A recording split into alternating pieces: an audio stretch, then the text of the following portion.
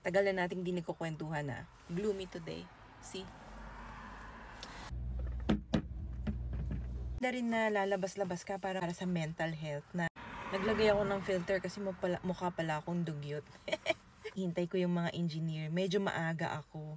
So, figure out namin kung saan napunta yung sanitary line bago kami mag-upgrade nung dalawang childcare units. Yung new school na ipinapatayo natin, nasa maybe 50% construction documentation. So, sasubmit tayo ng building permit sa October.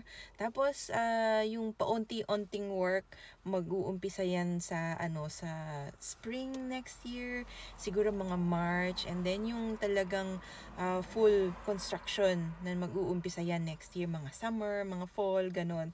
Very exciting. Although, umpisa na yan ng sakit ng ulo, okay lang. Watch until the end, okay? Samahan niyo ako.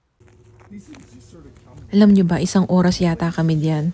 Tapos wala man lang kaming na-figure out. Kasi may mga changes na ginawa doon sa lumang building na wala naman sa record. Kaya ayan, naguhula-hula kami kung anong pwedeng gawin. Tapos niyan, nagpunta na ako doon sa isa pang site. At ayan ang nadatnan ko. Sira-sira na yung wood. Kailangang palitan. Kailangan din ng shoring. Huwag niyong gagawin yung ginawa kong yun na pag-jump sa mga site. Medyo bata-bata pa naman ang tuhod ng lola niyo pero kayo baka hindi safe. Kaya always be safe on site. Kapag may mga projects ng ganyan, parang feeling mo ang tagal-tagal ng progress. Parang hindi siya natatapos pa. Tapos lahat ng mga kailangang lumipat dyan, parang feeling nila ang tagal-tagal din. They get so impatient kasi hindi naman nila naiintindihan. Hindi ganun kadali. May pumasok sa site namin, nagsunog siya. Kaya nasunog yung floor na yun. Yung site supervisor dyan, bigla niya akong tinanong about career. Gustong-gusto kong tinatanong ako sa mga opinion ko ba sa career. Ewan ko ba, natutuwa naman akong magbigay ng opinion ko at ng advice. Anyway, kinakalat nila yung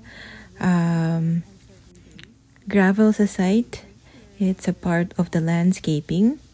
Tapos yan, na-pour yan kahapon. Yan yung concrete na dapat kong titignan. And tapos na ang day natin. Akala nyo lang madali pero ang totoo, parang 4 na oras na akong nasa labas niyan. Wala pang kain. But it's okay, nagda-diet naman ako eh. As you can see, after 4 hours, lumabas na yung araw and nainitan na tayo. Hindi na kailangan ng sweater. I hope you enjoyed today's video. I hope you give me a follow and a thumbs up. And I hope that you have a beautiful day.